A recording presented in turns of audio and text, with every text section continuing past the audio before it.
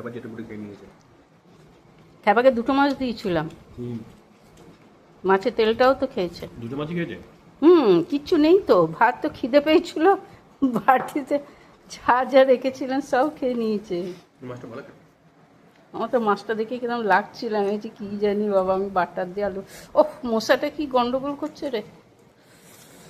নিম পাতাটা কড়কড়ে হয়েছে, আর একটু খেলি না, বাবু তো মুখে দেবে কিনা।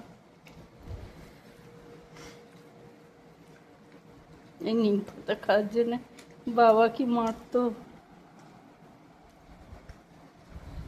আমি তো আগে ভাজতাম, দিয়ে আর বার করতাম, দিয়ে আর খেতেই আর পাতা আবার ভরে দিতাম ফ্রিজে।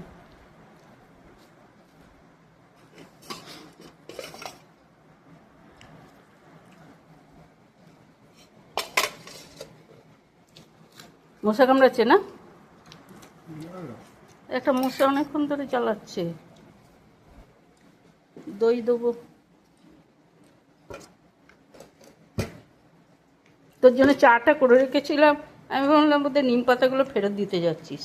এই যে চাটা খেলাম এখন বসে বসে, তোর চাটা।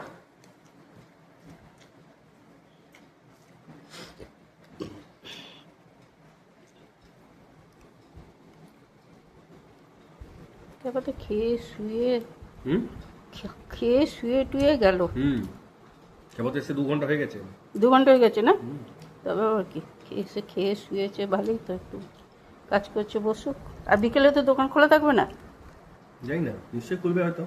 মিস্ত্রি না থাকলে তো আবার তো মালগুলো বার করতে হবে তাহলে পেটি থেকে, যে মালগুলো সব ভরে রাখা হয়েছে।